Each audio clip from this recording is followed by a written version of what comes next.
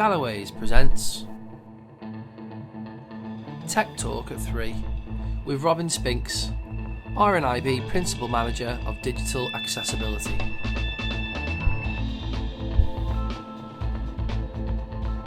Tech Talk at 3. I'm absolutely feel very privileged and really pleased to be joined by Robin Spinks, who is the RNIB Principal Manager of Digital Accessibility.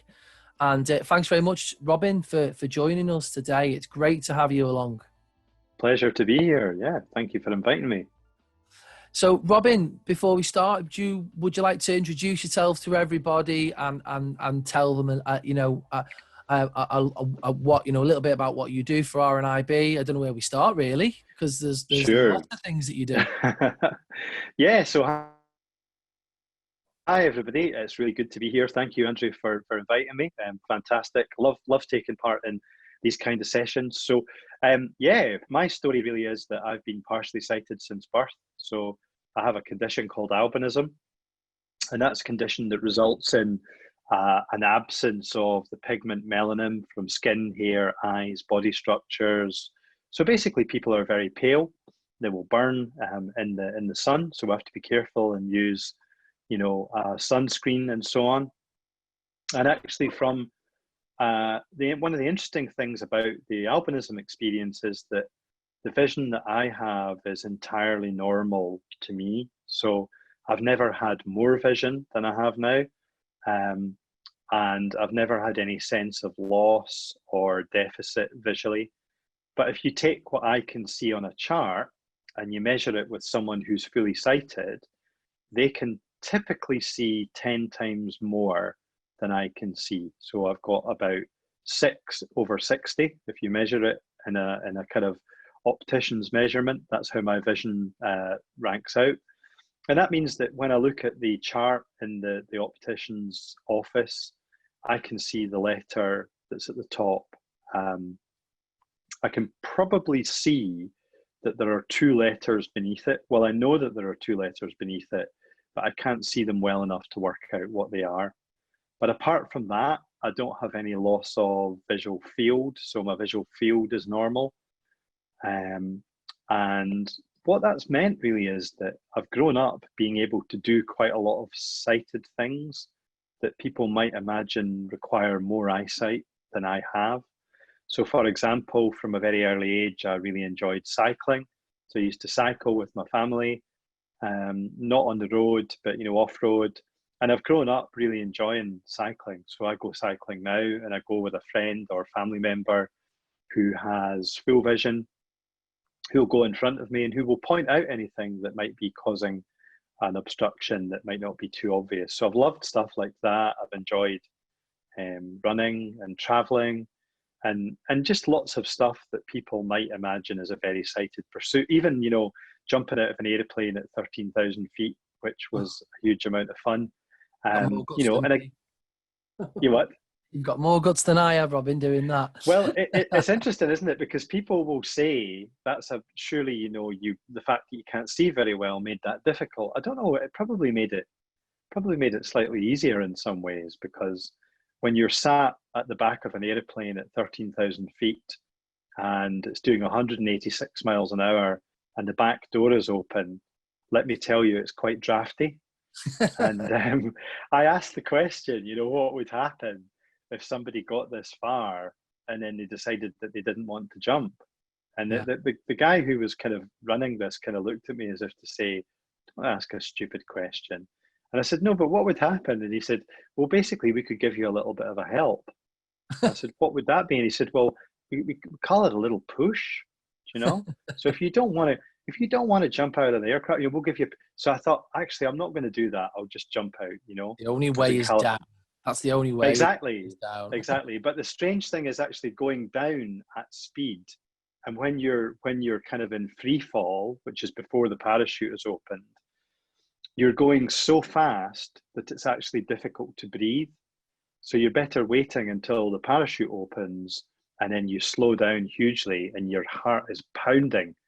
And then you can start to breathe. So a lot of experiences like that. I also took a job did school, college, university, took a job in international development where I was working in 34 different countries around the world, working and traveling independently. And a lot of people that I know and love told me that I was completely and utterly barking to do that, because a guy who's got a condition that makes him more sensitive to sunlight and skin cancer and all those horrible things, and a guy who's partially sighted just shouldn't be doing that. And I said to them, listen, do you know what? I love you guys very much, but actually, I want to push back against some of the things that people might feel are an obstacle. So I did that for about 4.5 years, and I had some truly incredible experiences. And it's actually what led me to technology, because up until that point, I'd been working as a careers advisor.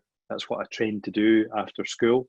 A lot of people didn't have very positive experiences of the careers service. So I decided that one way that I could change that is if I became a careers advisor, I could maybe do that job as well as I could. And I really enjoyed it. And then it took me on to working, as I say, for an international NGO, working in the education advocacy side. And that's when I became very involved in working with technology companies. I'd always really loved tech, and I've always been a bit of a gadget geek. Andrew will tell you that. I'm always swapping phones and comparing phones and tablets and things. I only rang you last week to organise today's meeting, today's event, and it was only a 10-minute call, and I think it lasted about an hour and 20 minutes or something like that. That's what happens sometimes, exactly.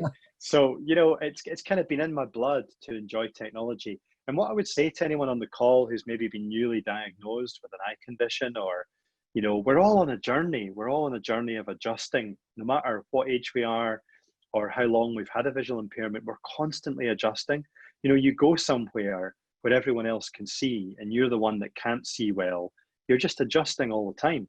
And I think what I would say is that I just think that technology is one of the biggest forces for good in my life, apart from my family and my amazing wife. And, I'm really lucky to have the people around me, but technology has been just a fantastically enabling kind of medium for me, and everything that I do, really. So I'm kind of constantly discovering new uses for technology.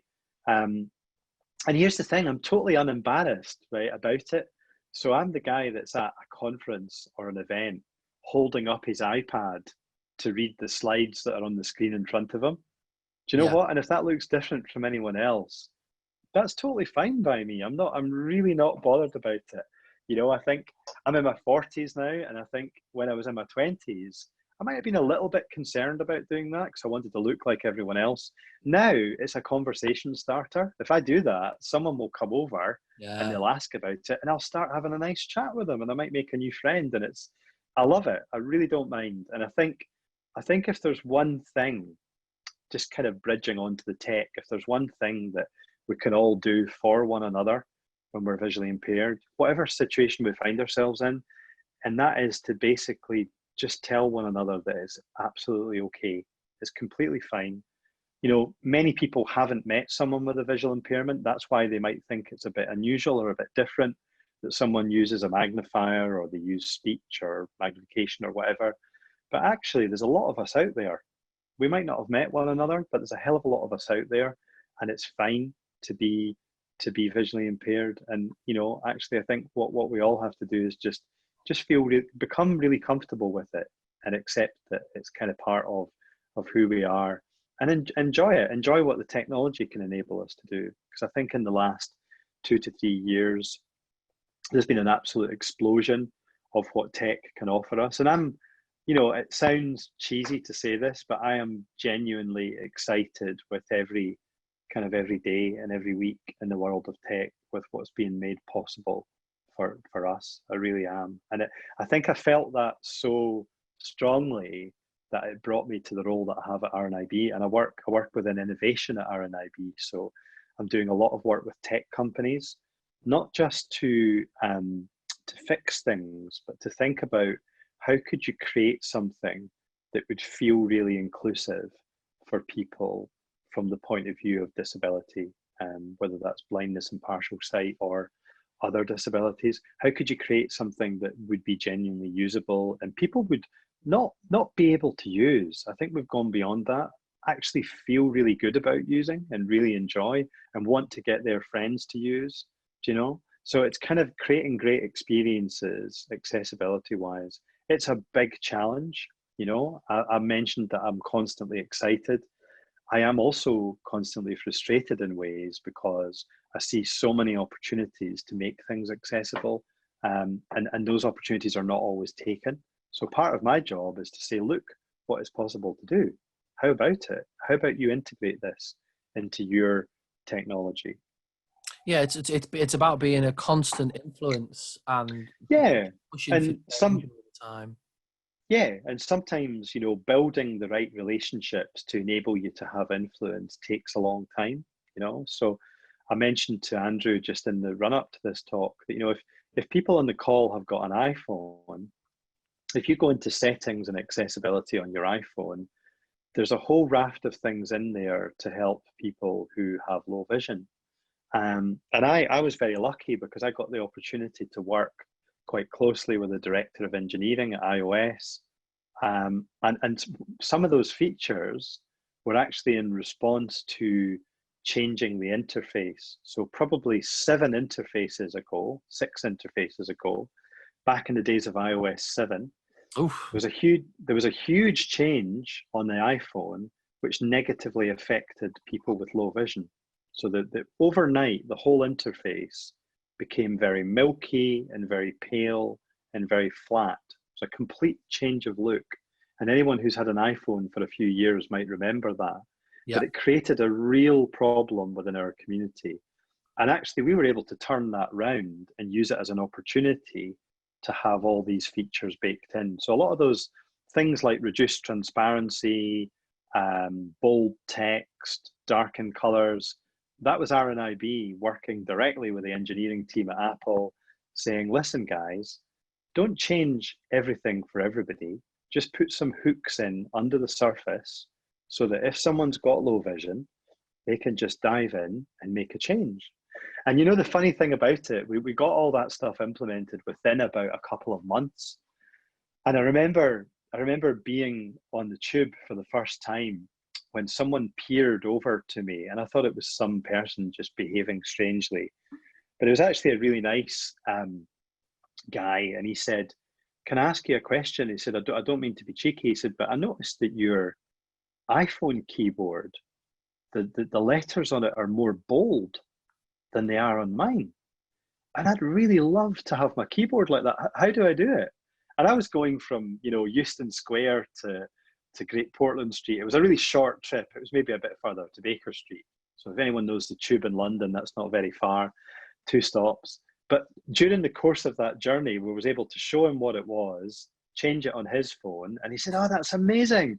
Why did they not just make the iPhone keyboard like that? Why did they not make it bold for everybody?" And this guy wasn't particularly old. I don't know whether or not he had the onset of a visual impairment. I've no idea, he might have had, but maybe he didn't.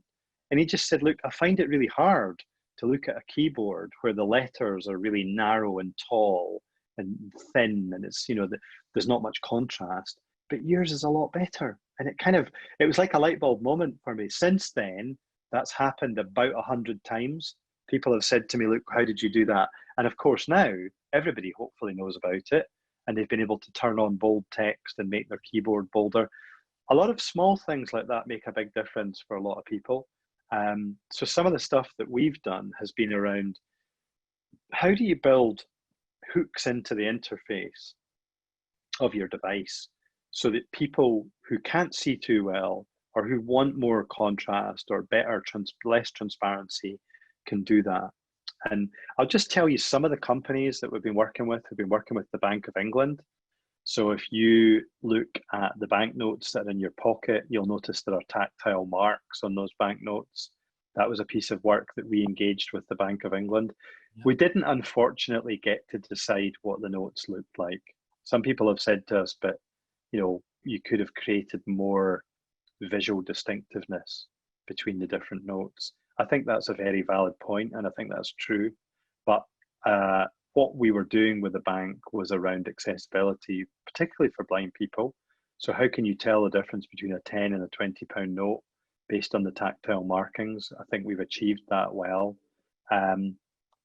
But with a whole lot of other things to think about, like security and counterfeit, as well as the actual design that the bank wanted for the notes. So very often accessibility sits alongside security, you know, some of the kind of more chemistry-based factors and polymer factors for banknotes. There's a huge amount of science goes into designing a banknote. You know, it was really quite an experience, quite an education to be part of that. We've also worked a lot with Samsung. So if anyone has a Samsung Smart TV at home, the accessibility features that appeared there from 2016, we've been working with Samsung since then to kind of refine those and to build in more accessibility. So you've got a good screen reader that works across the TV. And some of you will be aware of this, the challenge is not just the TV. So it's no longer just about the telly. You have to make the Netflix app, you have to make the BBC iPlayer app, you have to make any digital service or app that someone might use equally accessible. And that's an ongoing challenge because there are so many variables there.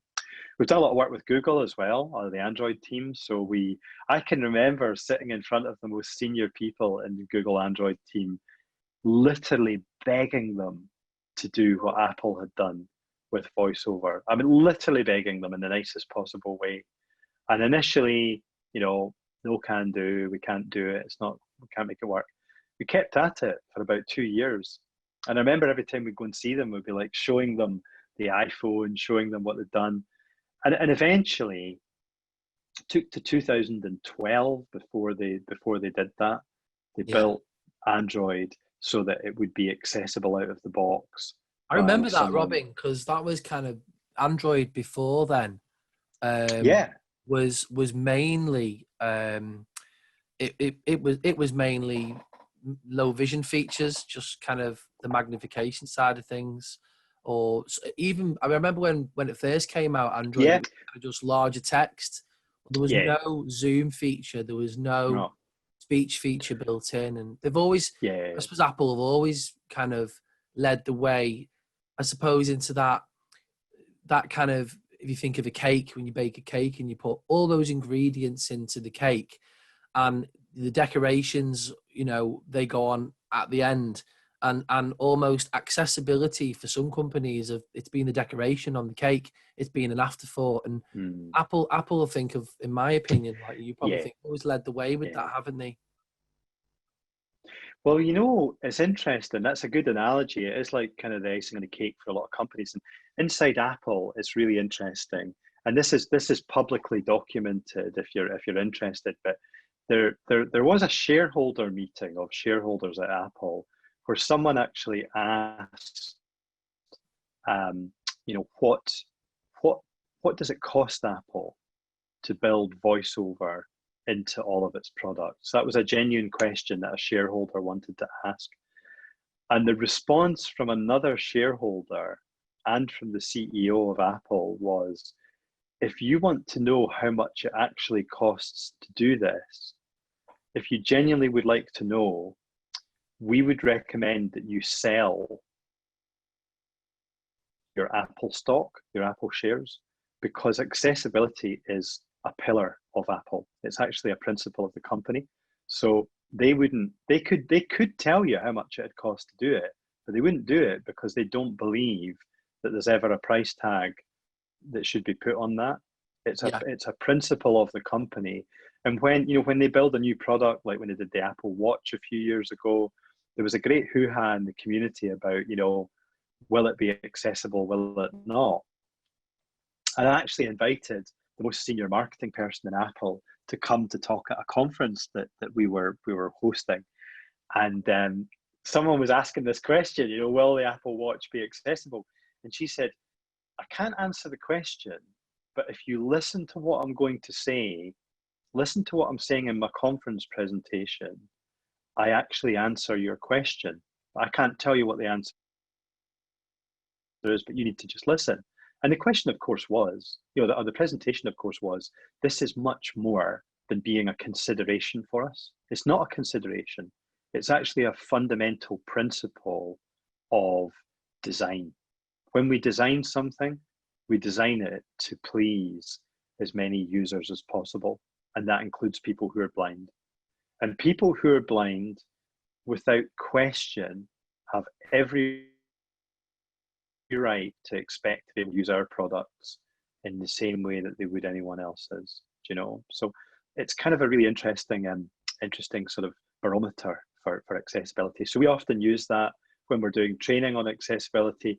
I was lucky enough to get to deliver a training session to the leadership team of Facebook 2 weeks ago. I didn't do it in person, I might add. I did it online. But in doing that, I used the Apple example. Apple think about it in a way that is so integrated. And I'm just, for anyone who can't see the screen, I'm actually pushing my AirPods back into my ear because they keep falling out. So, basically they're so into accessibility that it kind of drives everything that they do. And they don't always get it right. They would be the first people to admit that. There are things that get broken. You've only got to look at VoiceOver in various releases of iOS, and there are issues. They know that, and there are things they're trying to improve and push further and make more user-friendly and more usable. But the spirit, it's definitely pushed people. It's pushed the likes of Microsoft hard as well, hasn't it? I mean, absolutely. Some ability features now in the latest version of Windows 10 getting so much better. And like, I think I was talking to you about Windows Narrator last week and saying that whilst we've got JAWS and we've got NVDA, which is a free screen reader, Narrator's starting to become something that you can use for the basics of things, rather than spending a lot of money on, specialized software. There's always going to be a need for that. But there is now more possibilities for people at that lower end of the spectrum. Absolutely. Get into it. And I think that, do you know what, you've hit the nail on the head. That's what it should be all about, Andrew, is options and choice. And that's why we spent so much effort and so much time lobbying Google, because where we were was that it's fine and well for the iPhone to have accessibility built in, but what if you want to buy a smartphone for 49 quid, right? There's absolutely no reason why you shouldn't be able to buy a smartphone for 49 quid that has baked in accessibility. And it's taken quite a few years to get there. And I always say to people now, if you look at what Nokia are doing now, Nokia make Android handsets from about £50 upwards, and most of them have the latest version of Android, and they all have the accessibility available, So there shouldn't be a tax on accessibility. You should be able to get it at the same price as you buy the phone, because as I always say to people, you might not be visually impaired today, but you could be tomorrow. And that's the way that designers need to think about it. That's a really good way of putting it, isn't it? Really good. Yeah, well, 100 odd people have had really, really lousy news in an eye clinic, today, effectively. People have been told, your sight isn't going to stay the same, it's going to reduce. And it's really hard for people to be told that. So I think, if you can think about the fact that could happen to you as a fully sighted person with no family history of visual impairment, which it absolutely could, then your attitude to it is different. You're kind of thinking, if you're building anything, whether it's a website, a smartphone, a piece of consumer goods, whatever it is you're making, the question kind of is, what would it be like trying to use this if I couldn't see the interface? Yeah. And in so many cases, it would be really difficult. So that's what we're trying to do, is get that message. So we work a lot with banks, like Royal Bank of Scotland. We've done a lot of work with them, with NatWest and Lloyds, Metrobank, a few others. We've done quite a bit of work with Gatwick Airport and Heathrow Airport around trying to improve and understand the passenger experience. We've also worked with people like Amazon. So here's an interesting story, and this is Probably 6 years ago, we were on a mission to find the best text to speech in the world. And we found it in Poland. We found a small startup called Ivona, and we formed a partnership with them. And a few weeks after we'd been to see them and we'd started to work on stuff together, Amazon contacted us and they said, we're on a mission to find the best text to speech in the world.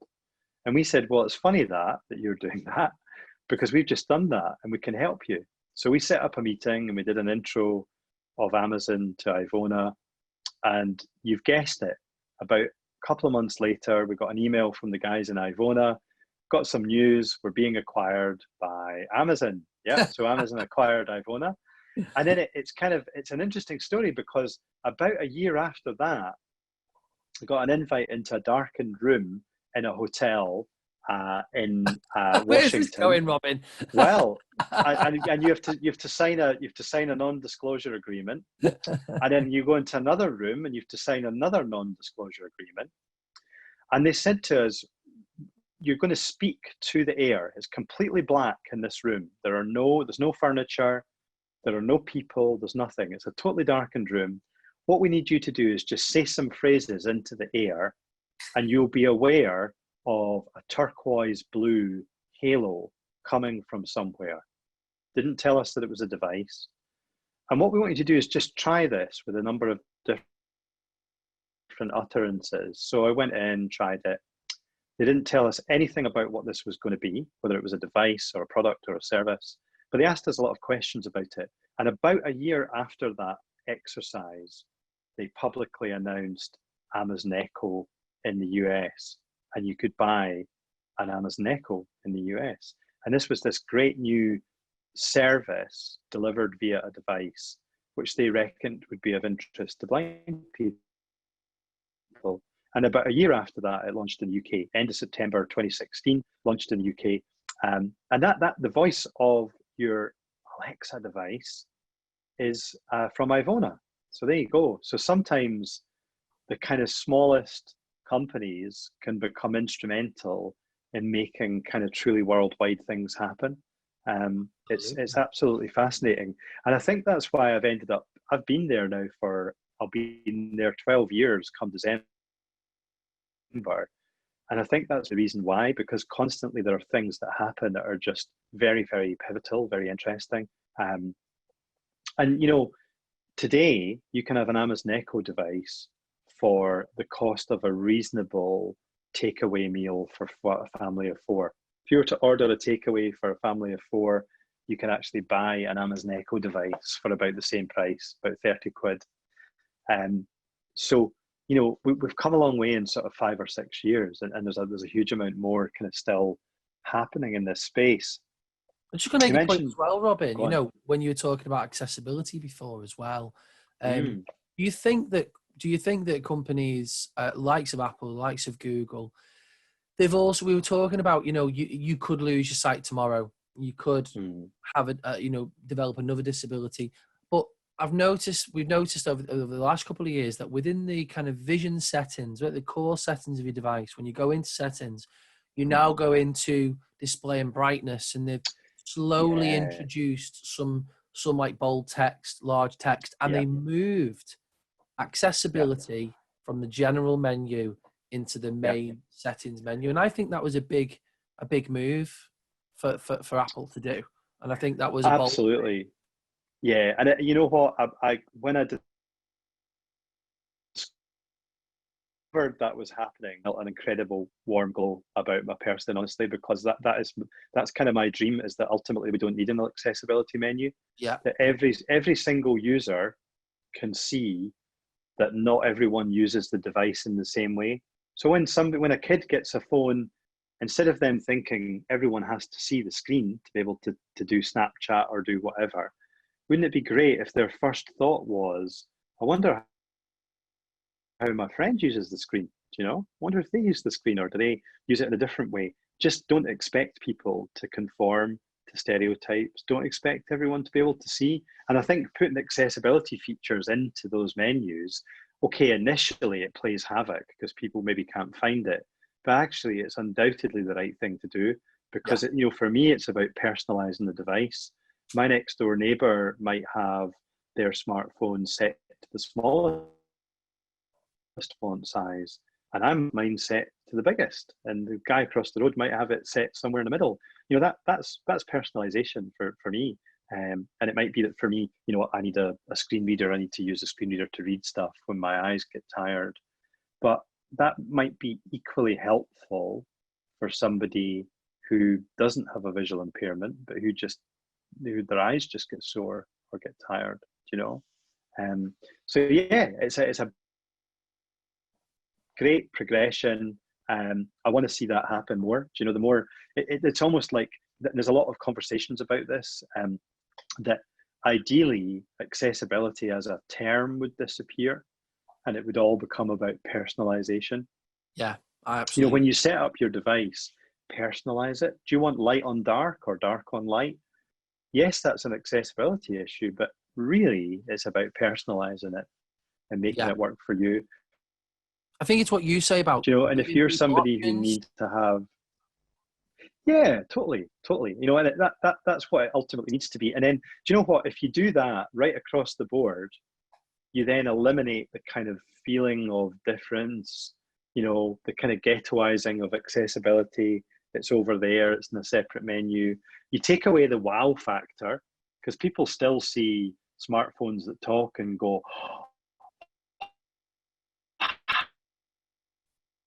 it's amazing. Really, it's not. It's what tech can do nowadays, and it's really cool. But it's not kind of it's not the stuff of wizardry. It's how loads of people access content on screen, and I think it just takes away. Yeah, it takes away some of those stereotypes. I was chatting to a friend recently who was telling me that she'd been on a train. She's a voiceover user, and she was working on a document on her phone, and this guy sat opposite her on the train, bent forward and said, "Excuse me, I just wanted to let you know that your screen's broken." And she said, "Thanks for letting me, but it's not." And he said, No, I think you'll find it is. It's completely black. What you're tapping on, there's nothing there." And he was ultimately bowled over to discover that somebody was going to work and using a smartphone and not visually looking at the screen. Yeah.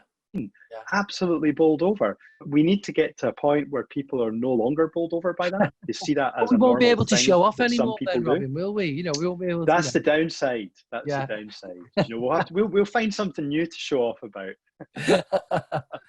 Robin, but, you are a guy. You are a guy about the future, and I know the future. You're a very optimistic guy.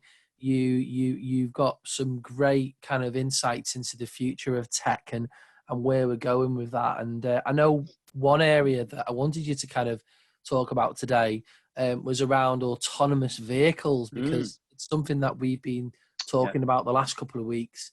It's come up here before about, when will a blind person or visually impaired person or anyone, as a matter of fact, let's open it out there, like with the conversation we've been having today. It's about everyone, not just about blind people. When will we be able to jump in our own vehicle and go from A to B by saying to Google or the A lady or Siri, I want to go here, and we get an autonomous vehicle, and the whole experience is accessible, it's fluent. How in your experience of what you've experienced so far, if you wouldn't mind telling people, where do you think we're at with that and how far away? Yeah, so it's a great question. I think there are a number of things to think about. I think it depends where you are in the world. So what is the geography like where you happen to be? So right now, if you are in Austin, Texas, in the US, you can join up with what's called the Waymo Early Rider Program. And Waymo is Google's self-driving car company. So if you're interested, you can go to Waymo on YouTube. And the Waymo has its own channel, which is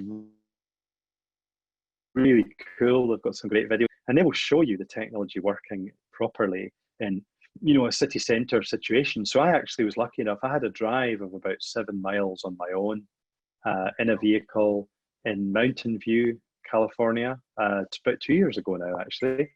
But to get to the answer of the question, if you go now to Austin, you could sign up, and you, as a visually impaired person, you could use the Waymo Early Rider program. So there are visually impaired people using it right now. They have the app on their phone, the Waymo app. They sign up with their details the first time they sign up to it, and then you would simply open the app, a bit like you would open an Uber or the Uber app, and you would say either, you know, verbally, or you could type it in text where you wanted to go. The phone would use its location sensing capability to work out where you are, and it would ask you to confirm that you want to go from home to a cinema complex or whatever it is, a shopping mall. It would confirm the journey. It would tell you roughly how much that journey would cost, like an Uber would. Yeah. And then you would hit that big button that says go. And then what would happen is that a Waymo vehicle would arrive at the front door of your house, and you get a message on your phone, and it would say your Waymo is outside, and you would get into the Waymo, and the Waymo would greet you, and it would say, welcome to Waymo, just confirming, Andrew, that you're going to the such and such mall. Journey time will be around whatever, sit back, relax, and enjoy the journey. You get in, put your seatbelt on, you get into a vehicle, which is a standard production car that has been modified, and it's typically a 7-seater vehicle. So it's a Chrysler Pacifica. That's the most popular vehicle that they're using in Austin.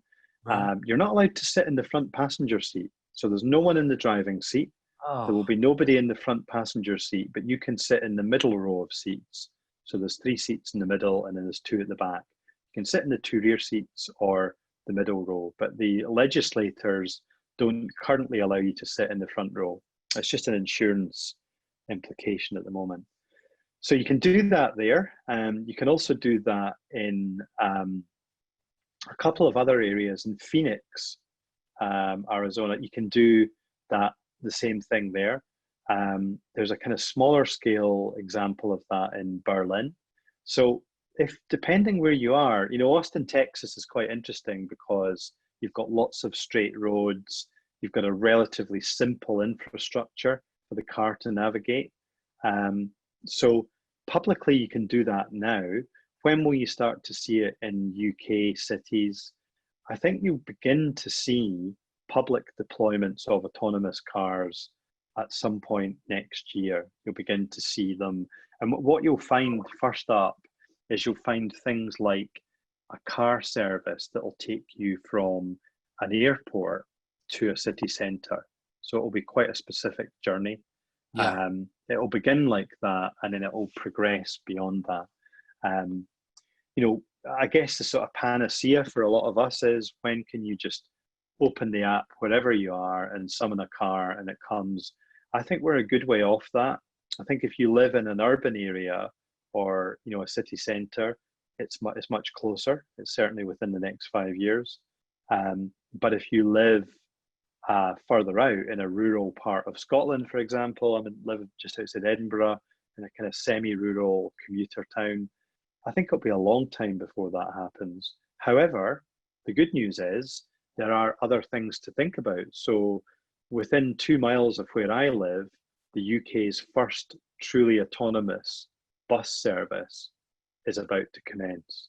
So wow. There's a bus service that will run from Ferrytoll and just outside a little place called Inverkeithing, and it will run straight across the Forth Road Bridge, straight into the centre of Edinburgh, and it will run to a technology park on the west of the city. And that will be completely driverless. It's starting this year, and it will actually be liveried. It will say this bus is driving itself. It's self-driving, very safe, done lots and lots of testing.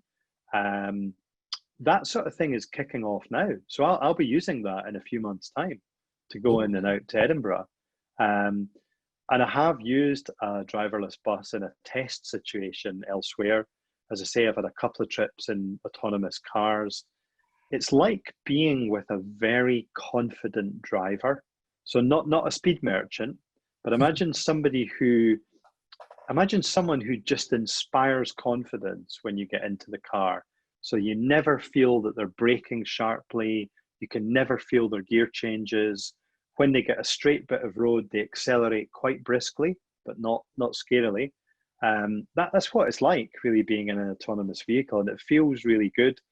I did take the opportunity to ask an Uber driver about it when I was over there, and I said to him, "Look, how do you feel when you're out driving and you maybe see a driverless car ahead of you? Do you avoid it? Do you stick by it?" And he said to me, "Well, when they first appeared, I used to avoid them. I would pull in and let them get by." He said, "Now I would much rather sit behind an autonomous car, self-driving car, than a human-driven car, because it's never fallen out with its spouse. It's never had a bad day at work. It's never had too much caffeine or alcohol.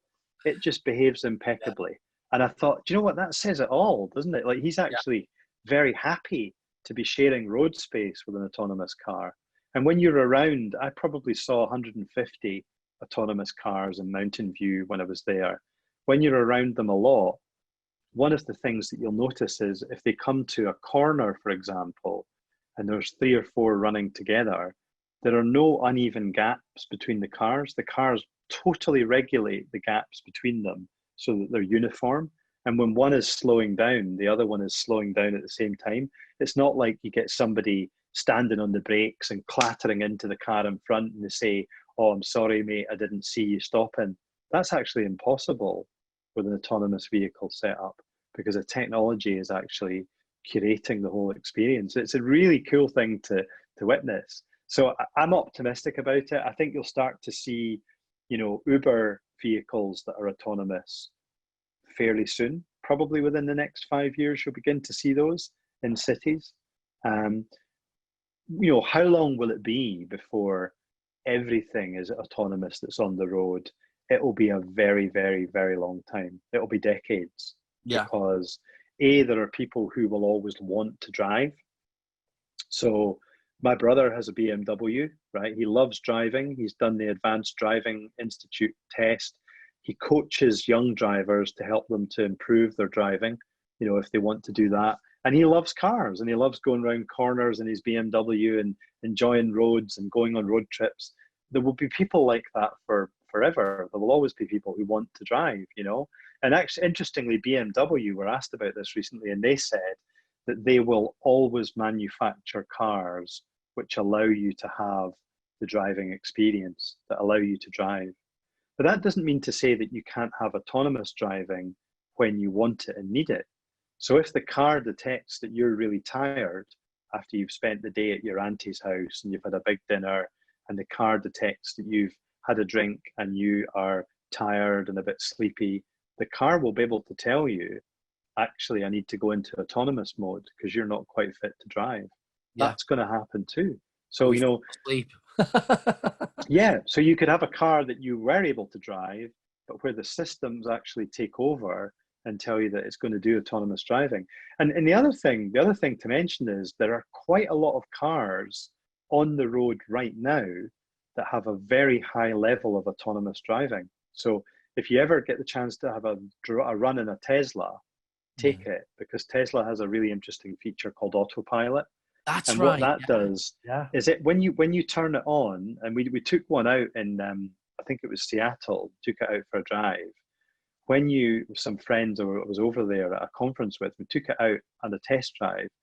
And when you're in a busy city center location, you were able to actually just sit there and not intervene at all. The car would sense when the traffic in front had stopped. It would start up again. It would stop. It would accelerate when there was a big gap. You could even point it to a parking space, and it just parks itself. Wow! When you're on the freeway, it will steer in accordance with the contours of the road. When there's an obstacle, it will stop. It will slow down. So that sort of stuff is actually out there right now. Legally, to sit behind the wheel, you need to have a driving license and you need to have good eyesight. But actually, I experienced that once, Robin, with the Tesla. Yeah, being in one before. It's brilliant. The guy who was driving, the car was turning, and he had his hands off the steering wheel, and I was like, "What are you doing?" He said, "Oh, it's fine. It's doing it itself." Yeah, like, people Thank Talk about showing off. People love to show off that, you know, if you see it. And I guess the thing is that there's quite a lot of, not just Tesla, Ford has actually got quite a lot of self-drive capability now. You know, BMW, Mercedes have, Hyundai have got some as well. A lot of cars that are on the road today can actually self-park, you know, and not necessarily even high spec expensive cars like Toyota. You know, a lot of Toyotas can now park themselves, where you don't need to do any steering of the steering wheel. You don't need to do any transmission change. You just press a button and the car will basically tell you whether it will fit in the space you've identified, and it will just do it for you. So a lot of autonomous systems are already out there. And I guess the kind of ultimate goal that people are thinking about is what's called level 5. There are 5 levels of autonomous driving, and level 5 is the level where you can get in and you literally would not need to be able to see at all, and the vehicle will do everything.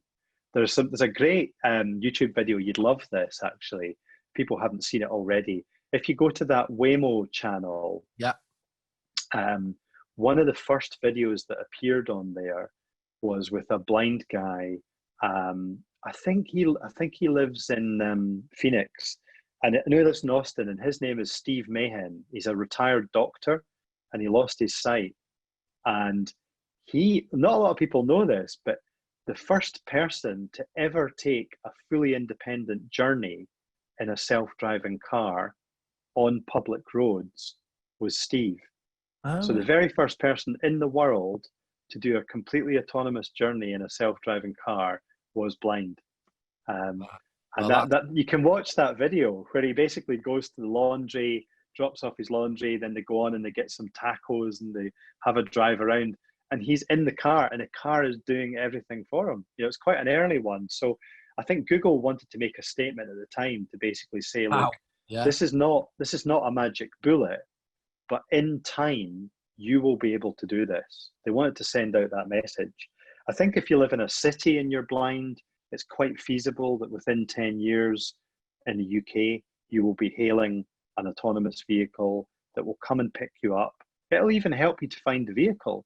So it could open the door and it could say, the door is around a meter ahead of you, for example. It could address you and tell you that. That's all doable now.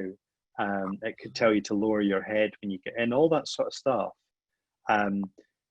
The obstacles and the hurdles, a lot of them are around insurance and legislation.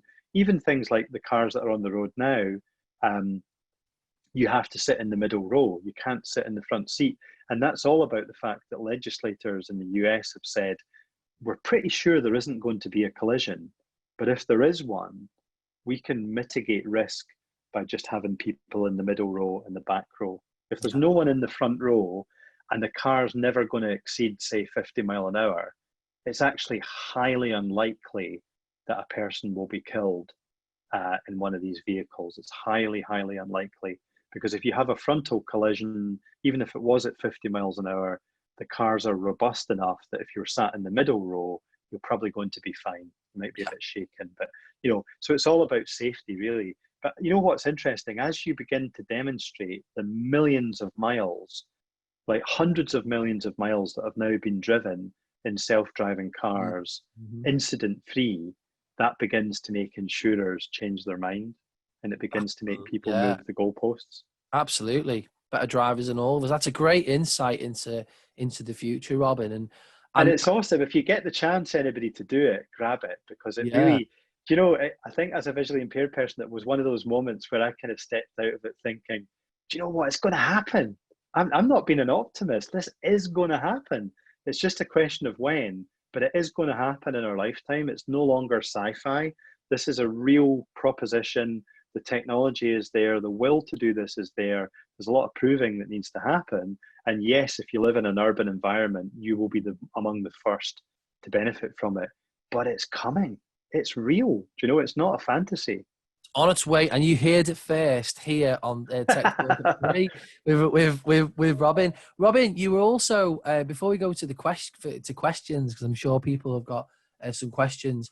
You also got something happening right now with again, we're going back to that kind of something for everyone, a product that thinks about, you know, everybody, and a new washing machine, which is launching from the that's right. RNIB, making That's right. technology accessible to people with a visual impairment. So do you want to tell us a little bit about that development?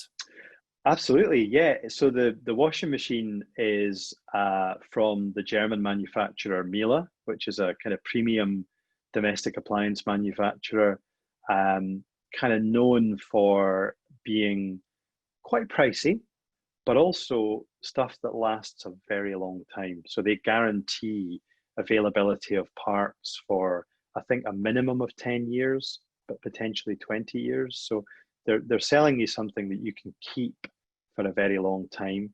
And this washing machine is based on, it's basically the entry level Miele washing machine, which is called a W1 in their model range. And what they've done is they've basically completely re-engineered the front panel of the washing machine. Ordinarily, it's about an 8-inch touchscreen, and you need to be able to see what's happening on the screen in order to make a selection. What they've done is they've really carefully and thoughtfully machined a tactile interface to go over that touchscreen.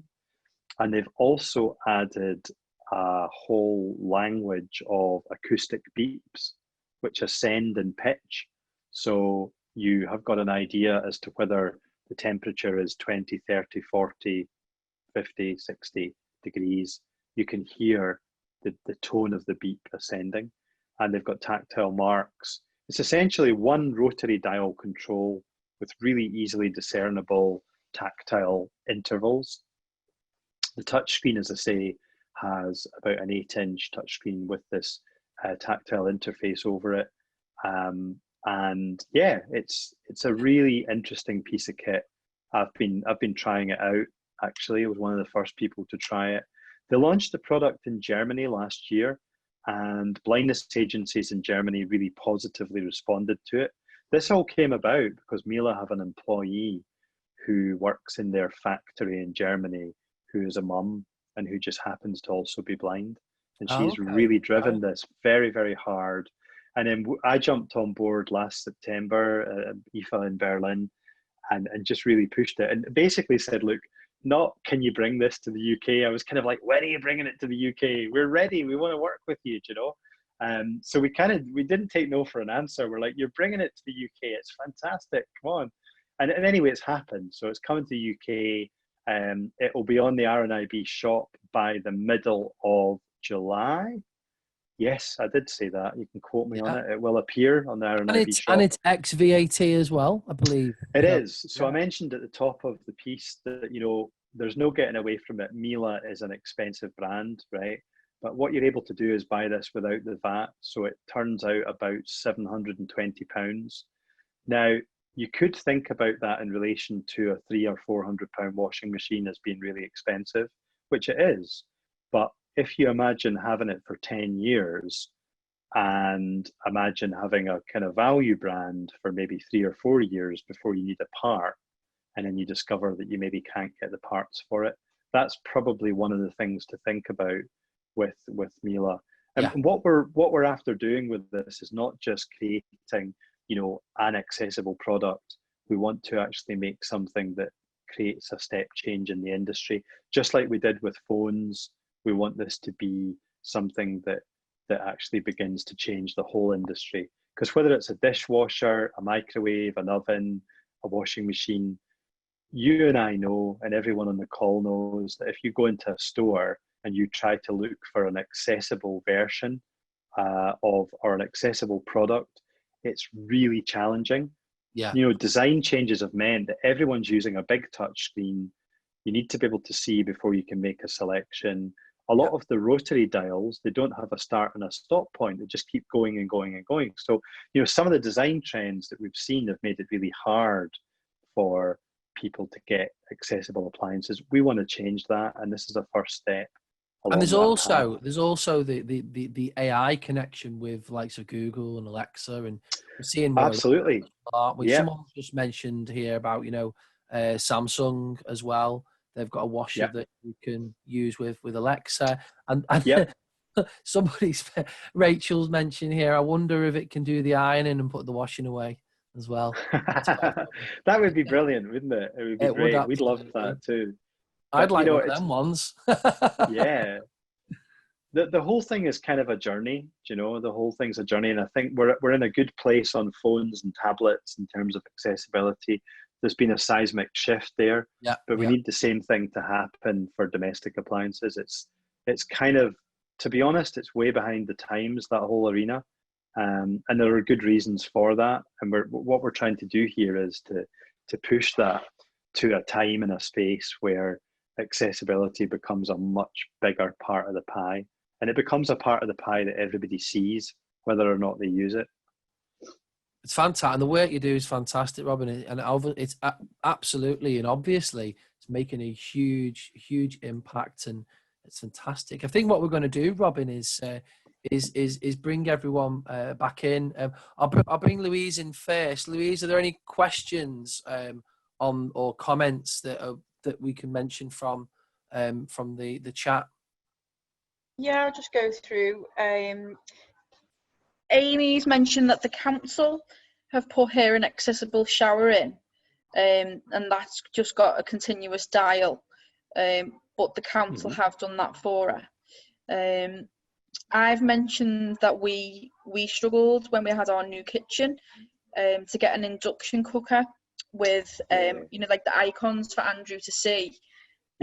But we managed to, and he's actually got the bump-ons next to the on and off and that kind of thing, but it's not a fully accessible thing because the icons are small. But that was again, difficult. you've had to adapt it, haven't you? So that kind of thing.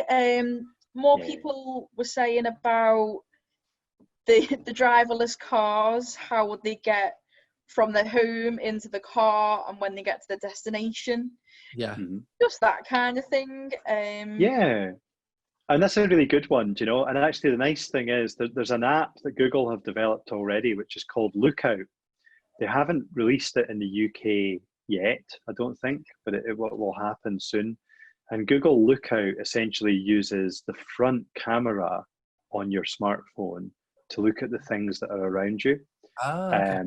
And it's very cool. If you go into a meeting room, right, it will actually say something to you like, there is a table with 10 chairs around it, and there's a female at 2:00, right?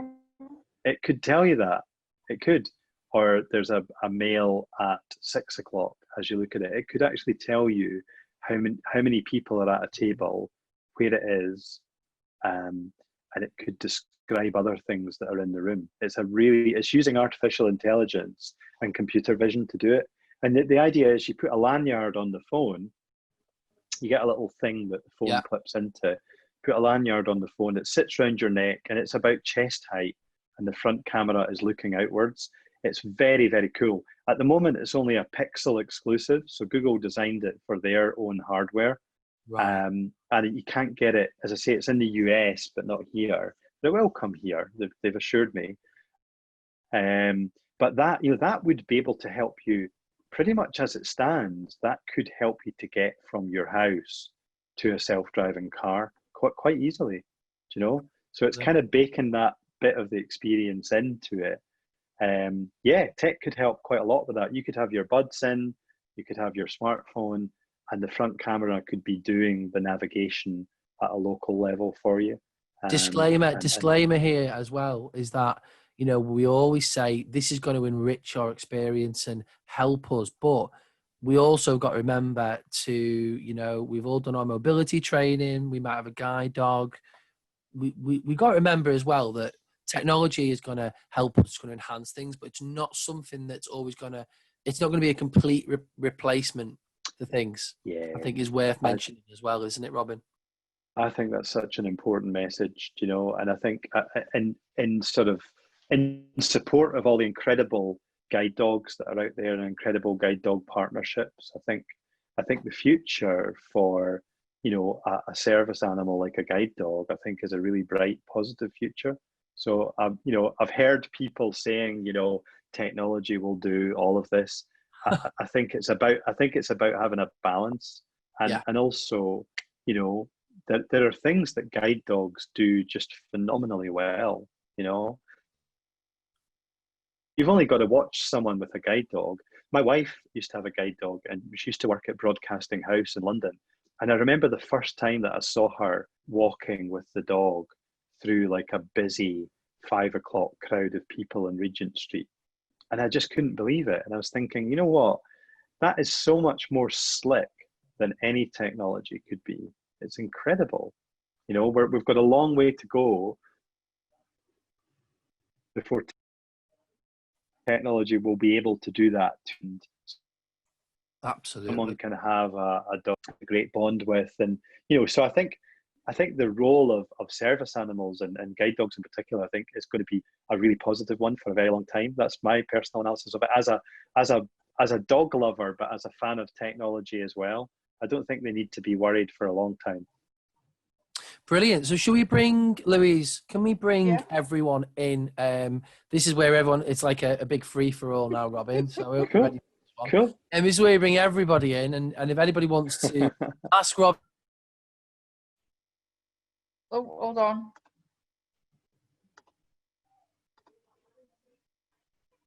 As well.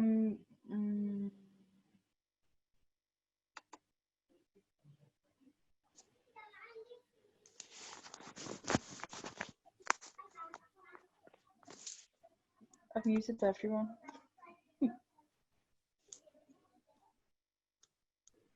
I think is what you need to. That everyone can unmute themselves. Yeah. Everyone can unmute yourselves if you. Yep. That was great, Robin. Thank you. There we go. So has anybody got any questions? I'd like to ask Julie Bennett speaking here. Hiya, Julie. Hello. Hi. Hello. With the machine, did you say Mealy? Mila, that's right, yeah. Sorry, just a different pronunciation. If you have one of those machines, you do have to have them serviced, don't you, by the manufacturer? Be all right, dear. So I think with the warranty, I think you're right. I think with the warranty, if you have a call out, I think that they ask you to use like a Mila approved service agent. I think that's right. Yeah.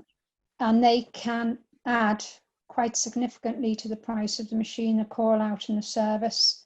So that would have to be taken into consideration. I'm not putting a downer on it, please don't think I am, but that does have to be taken into consideration if you were thinking of purchasing one. Yeah, I'm not aware that it's any more expensive for a call out than it would be if it was like a Zanussi or another brand. I'll check that, but I'm not aware that it's any dearer to do the call out for support. And hopefully they would last a lot longer anyway. Oh, they do. They're fantastic machines. I did have one. In fact, my friend's husband was a service engineer for Mealy. Sorry, I think I just saying it as different. But you have a machine. You do have to have it regularly serviced to guarantee that it's regularly serviced. I mean, yeah. If the repair's under warranty, is someone who's got one, I can confirm that you if it's found that the fault is down to a defective part or whatever, and it's not your fault, then you won't be paying anything anyway. You just set it up with Mealy. If you're paying for whatever, it's probably going to be something like a door seal or whatever. Yes, it'll be expensive, but invariably they just don't break. Mine hasn't, save one thing where something did go wrong and they just came and sorted it out, and it's been good for the previous for 8 years. Well, you've only got to look in sort of like rest homes, care homes, retirement living, in the laundries and those sort of places. They have the industrial ones, and they're all Yeah. Really. So, Robin, can I clarify? When that, if you buy that through the RNIB shop and you're registered severely sight impaired, you can get that ex VAT. Yes, that's right. Yep. Okay. You did say that, didn't you? Yeah.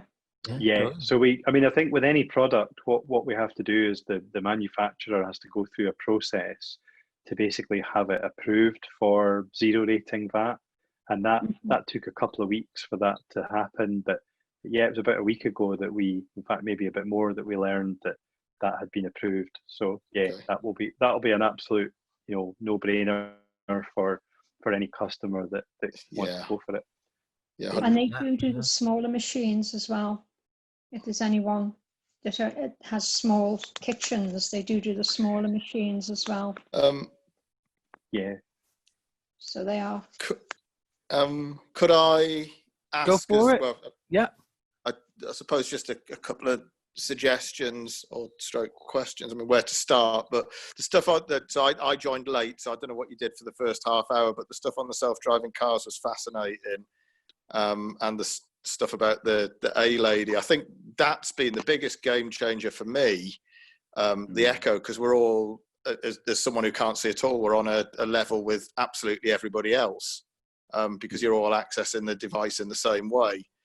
And the skills that you can develop for it leave a lot of possibilities. So, for example, if RNIB were to develop a skill where you could access your talking books in that way, then that would be a game changer for a lot of people.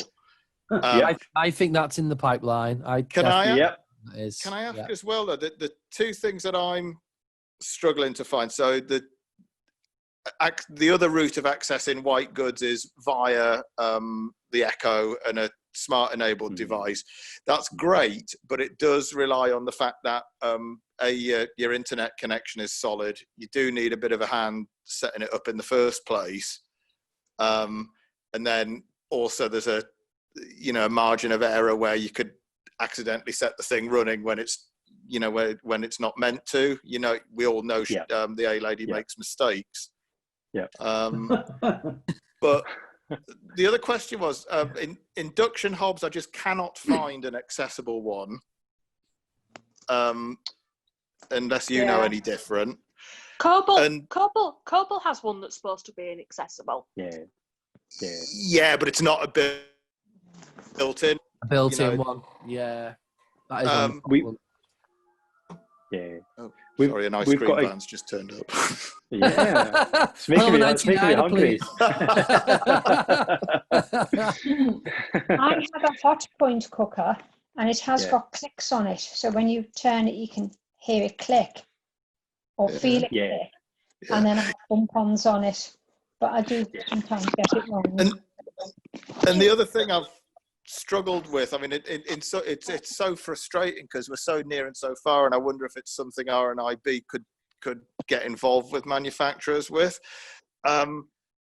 You try and accessible smart TVs. A lot of them have some accessibility features. So all the main manufacturers, you have some level of speech feedback, but there's some of the apps that you just cannot access, and it's really ironic. So I've yet to find one where you can fully use BBC iPlayer, for example. Yeah, it's a real issue. One of the things that, and I've been looking at this recently, and one of the closest things that I've managed to do to get towards a good outcome is I've got an Amazon Fire powered TV. So that's made by JVC here in the UK. You've got the JVC Fire Edition television. Okay. And what I did, that runs on Amazon's own Fire OS. So it's an A-Lady powered television. It's pretty affordable as TVs go. So it kicks off about 300 quid. And I think the dearest one's about 400.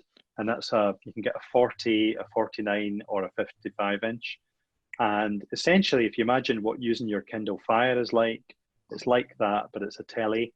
and it's powered by the A-Lady. Now, that actually is quite a good experience accessibility-wise, but you're absolutely right about iPlayer. What I was able to do was plug an Apple TV box into the Amazon Fire TV, into the HDMI port, and I was able to have the Fire TV, use the Fire TV remote for everything. So get around the Amazon OS, use Prime, etc., use Netflix. And then when I came to going into the stuff that was on Apple TV, I was able to continue using the one remote, and it would switch over to VoiceOver. So it would use Voice View, which is Amazon's screen reader, or the Fire OS, which is a really nice screen reader. And then when you got into the Apple content, it would use VoiceOver, but it was able to seamlessly transition between the two. So that's not an ideal solution, but that's kind of the closest I've got to having a really good overall accessible setup. A regular Apple TV plugged in to the back of a 40-inch JVC Fire Edition TV. Can I come in with... good shout out that. I was just going to say, it's a really good shout out for the Fire TV and the stick itself. You buy the Fire TV stick with what, 30 quid or 40 quid odd for the 4K version. And you've essentially got a fully kind of accessible Fire OS with the screen reader built in, and that works really well. I'm actually on Zoom. Can I call you back in about? We can hear you, whoever that is. Can I ask something? But something that we're talking about next week on the Tech Talk. So we're looking at next week. We're looking at Fire OS and kind of accessible Netflix and things like that next week. So that's a really good. I'll listen in for that. I would say to anyone, if you haven't had the chance, go along to, when it opens back up, to a Curry's or PC World, and they stock the Fire TV. They're the main distributor for the UK, and get them to give you a demo of it and turn on Voice View, the Voice View screen reader in the accessibility settings. It doesn't feel like a premium product. It feels much more like a value product, which it is, but I think they've done a really good job. You can get 300 quid gets you a talking TV or 40-inch. It's a nice overall setup. Inevitably, there are things that they could do better, and I think as the software, as the OS improves, that'll start to grow and develop. But I think it's a really interesting option, actually, Fire TV. Amy, you have a question, Amy? Yeah, mine was kind of around TVs and stuff. Are you doing anything with Sky? Because they keep instead of getting more accessible, they keep going less. Because I really relied on the Talks box that tells you what the program is, what channel you're on, especially when they change channel numbers and everything. They took the talk box out. The queue sounds like it's got even less flipping accessibility in it. And when you try and talk to them, you get nowhere. Yeah. Well, do you know what? Absolute nightmare. You can get an accessible TV when you plug the Talks box in. It then stops half the accessibility. They're a nightmare. 21. Somebody really needs to kick them. I just want to say before Robin answers the question that RNIB, and probably Robin had involvement with this as well, did amazing work with Sky Plus, and it worked really well with the Sky Plus app. That RNIB did some work with Sky around, the voiceover accessibility, so you could change the channel with the app. And when Sky Q came out, they lost all that functionality. But over to you, Robin. Yeah. No, do you know what? Thanks for the question, and I completely share your frustration. I'm actually going to go on to a call just after this where I'm going to ask a person who had direct work on the Sky app. I wasn't involved in it myself, but I think what is so frustrating about this, and you're quite right, it's like taking a step forward and then taking 2 steps back. And we keep finding this in different areas of technology, and it really is, it's really frustrating and unnecessary. But I will go away and find out what the latest is on our engagement with Sky, and I'll drop Andrew a note, because I'd like to know the answer to that as well. We had somebody from Sky, and even they were saying, "Oh, you can do this, you can do that." It's like, I'm going to have to leave now, ladies and gentlemen. They just didn't get it. Thank you very much indeed for an interesting talk. Thanks, Ted. Well, yeah, Cheers. It is frustrating, and I think yeah, there was a guy on the Sight and Sound webinar a few weeks ago because he was talking about television and entertainment. And there was a guy from Sky, and he was actually visually impaired himself, which I thought was really. But he wouldn't give out his details. I asked for his details to be able to work with him, and he wouldn't get out his details. When it comes to like people from Sky, they're so hush hush, and yeah, it is frustrating. You couldn't even talk to them or anything like that. It's like they're constantly keeping you at arm's length. I think it's fair to say. I mean, when it comes to accessibility, I was only saying last night how much Netflix has come on and how much they've done. I mean, a really good app for people out there called Upflix. It's really quite good actually because it tells you when they add new stuff. And I was looking at some of the programs they were adding last night and for new films, like a film like Scarface, for example, Al Pacino, with audio description. Now, you know, they're adding kind of older films, like films that I've watched back in the day that I thought, you know what, I would have loved to watch that with audio description. And I'm having the opposite.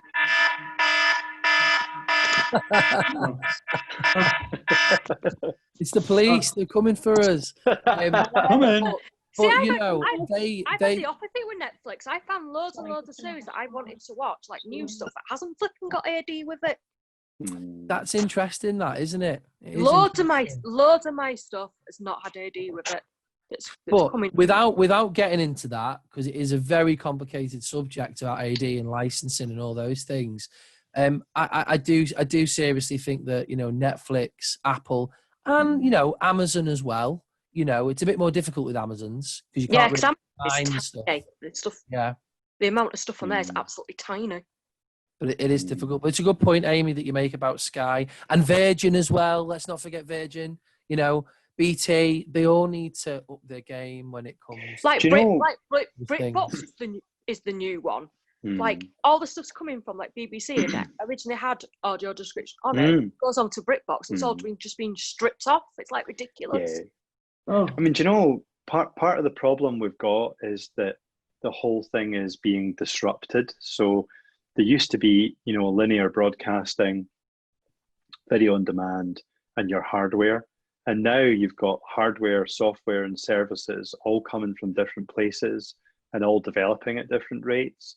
And I think the key thing is all of that needs to be able to work together and deliver accessibility, and it doesn't. So because Sky puts new programs on that are like great big massive programs like Vikings. They stuck it on the History Channel where you get no AD, you never had AD. Stick it on until where you do get AD and you only get the first 2 series done. And I've tried telling them about that as well, and they don't flipping listen. One thing I would say though is, do you know what? And I'm a great believer in this is doing like accessibility at sky.com. Send an email, give them your feedback. You know, they are always telling us one of the things they want is more customer feedback, more engagement. Yeah, I ain't heard of that website because they don't give it out like on any of the normal information. Well, so I didn't know they even had them. Yeah, so it's just accessibility. Pretty much for any of them, accessibility at sky.com, accessibility at google.com, you can email those organizations and tell them, just tell them what is working and what is not. You know, and the person you speak to may or may not undertake to get something fixed, but it's the minimum that you can do to highlight that something I'll definitely do that then, because as I say, it's driven me up the wall lately. Is it fair to say, Robin? I was going to say, Robin, is it fair to say that, you know, in the UK, we're not that great, you know, our community, we're not that great at lobbying and like pushing these things as much as kind of maybe in the US, they're a lot more, you know, the blind communities in the US are a lot more vocal, would you say? I think in some cases that's true. And in some cases, it's also about the legislation. So in the US, they've got something called the 21st Century Video Accessibility Act, CVAA, Communications and Video Accessibility Act. It's a big mouthful. And that has fundamentally changed what is required of a service provider, but it's also made it really easy for blind people in particular to actually take a case against a provider. So you're, quite rightly would have the expectation that if you're paying for content, you should have audio description or video description, as the people in the US call it. You should have that as part of your service. That's something that in the US will kind of instigate a litigation case, but that wouldn't happen in the UK. And it's made harder by the fact that you've got a big subscriber base to Netflix, which is obviously a US company. So you've got a US company delivering stuff into multiple territories around the world. It makes it harder. But by the same token, there's also an opportunity, because I think one of the biggest things that we can all do is actually send emails to these people. Even if you think, oh, somebody else will do it, or maybe I don't quite know how to describe it, just describe it in the best way that you can and send it to them. That would be my honest encouragement. Don't wait for someone else to do it.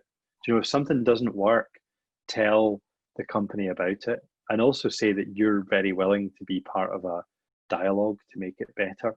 Because I think it's only through doing that stuff changes, And I must give you a brief... Go on, sorry. Would RNIB be able to help with that? Because I've been at loggerheads with Audible, emailing them, spending hours on the phone, and they just do not get it. Absolutely. I mean, what we're asked to do with everything is get people to ring the helpline in the first instance, and that's purely so that it kind of triages the inquiry back to you.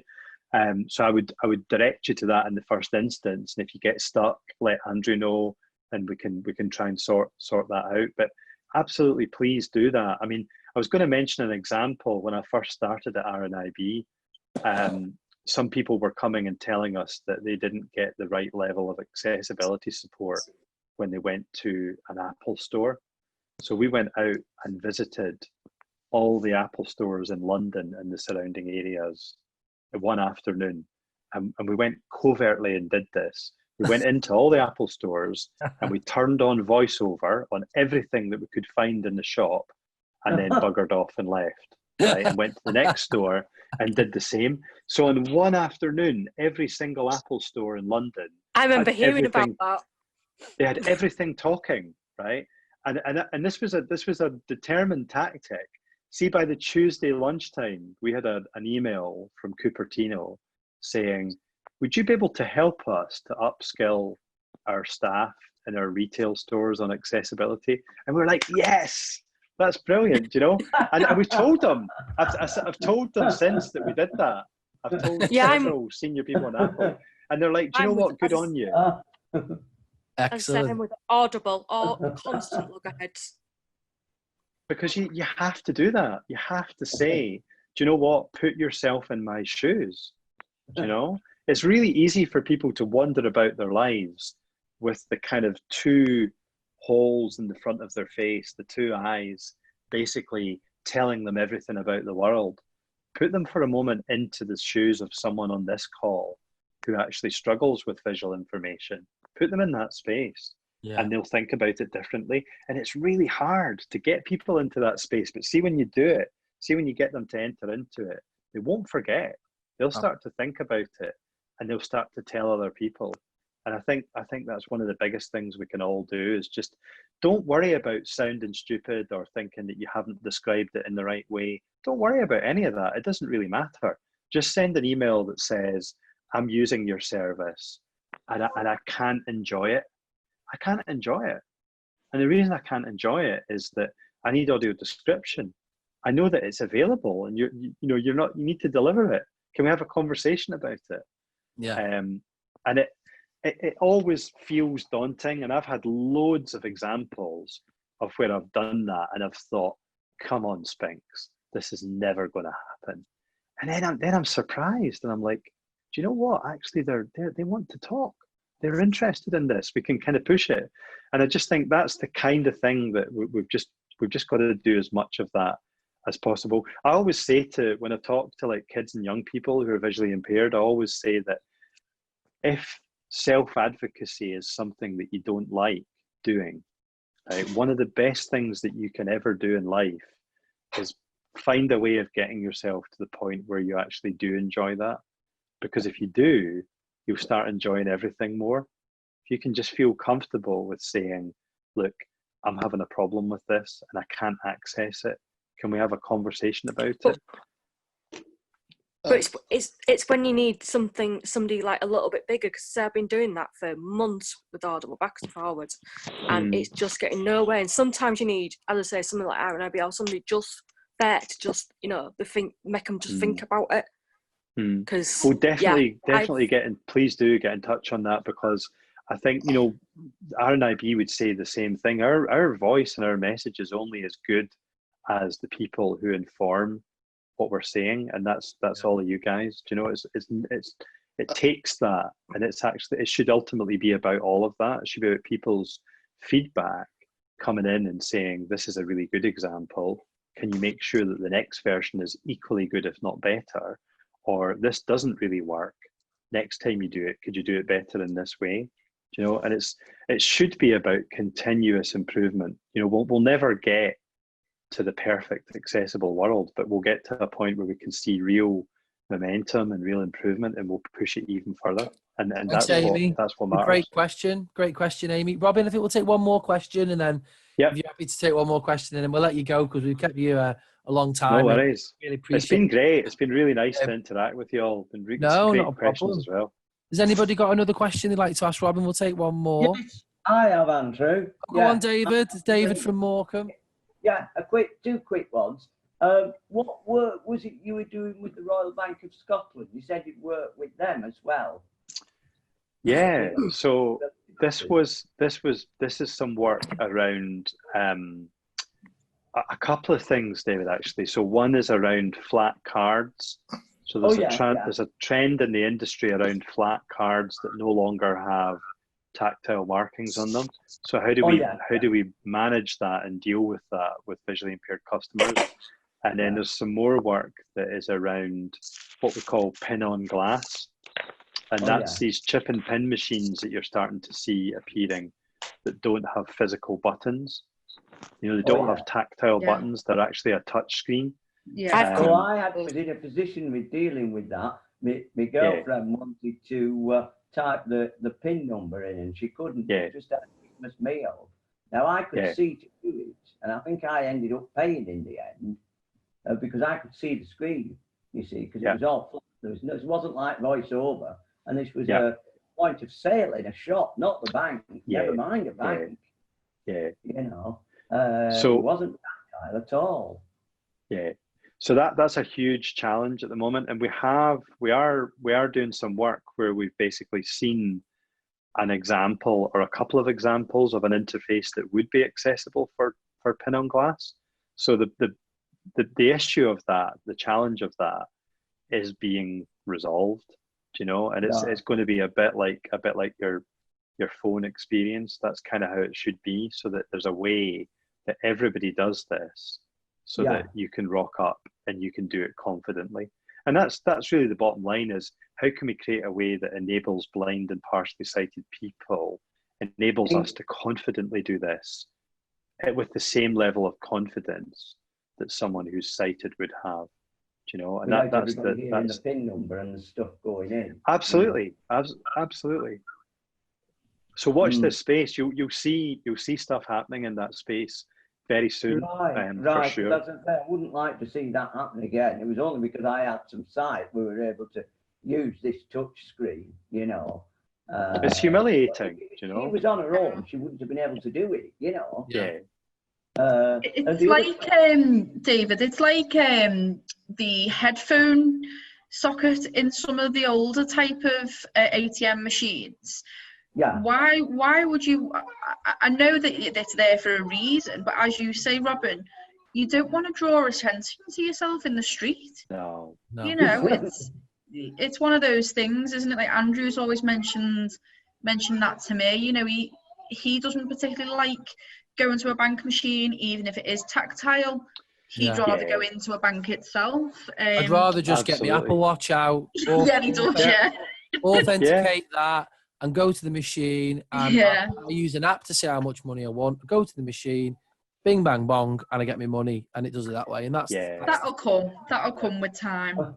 I prefer the swipe cards that you use now. That you just go and just swipe it. You don't have to put anything in. Yeah. It's interesting, isn't it? I think we're living in interesting times in terms of cash because not least COVID, I think, has turned a lot of people off cash and made them think about the alternatives, but also, the threshold on small purchases going up to £45. That's made it a lot more appealing to a lot more people. And, I can appreciate that some older people will like still dealing with cash, but if you can kind of muster the energy and actually learn how to use a smartphone, it's just easier, isn't it? Yeah. It's easier. You get the receipt, you've got the security, you've got the biometric authentication, and cash. In some ways, cash just feels quite dirty now, doesn't it? Absolutely, yeah. It's an opportunity. It can make someone vulnerable though as well. Cash. A lot of old people still go and draw their weekly pension.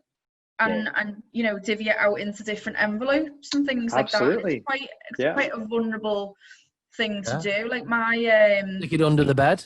Oh yeah. My granddad when he passed, we found envelopes of money under the carpet. Yeah. And that was like nearly 20 years ago. It's I think people will change as time goes on, and it'll be more secure for people. Not having cash on them. People have got to have options, haven't they? Absolutely. And it draws the conversation of saying that, people and ah about online banking, but I actually think if you can check your bank every day or every week and anything suspicious happens, you see it happening and you tackle it there and then. You don't wait a whole month or, for a bank statement or anything like that. But Robin, wow, it's been fantastic having you today.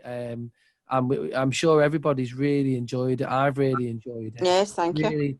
Really inspirational to hear, the work. And we're all very thankful for the work that you do, Robin, and the work the RNIB does in making technology more accessible, making companies think differently about what they do and making them think about the bigger picture. That is the future, and that's all down to yourself and the RNIB and other organisations out there as well who do all this lobbying and all this work. So it's fascinating to hear it, and it's also fascinating to hear your outlook on the future. And I'm sure we'd all love to, not putting you on the spot, but I'm sure we'd love to have you on here again at some point. Yeah, I'd love to come back. It's been great, guys. Thank you for all your questions and comments, and it's been fantastic. I think we're all in this together, and the future is as good as the energy that we put into it. Can we have your email address?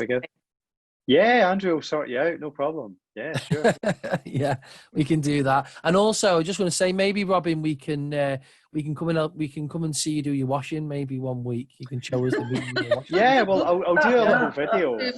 How about I'll do a video and post it, and you can have a look. Absolutely. Seriously.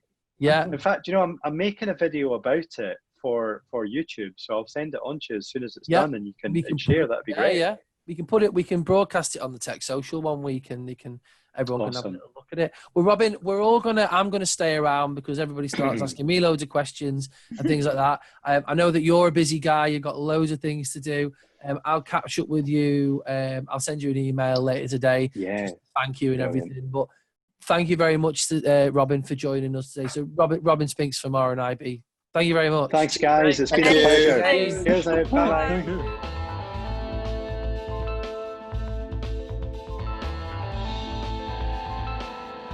Galloway's, support through sight loss.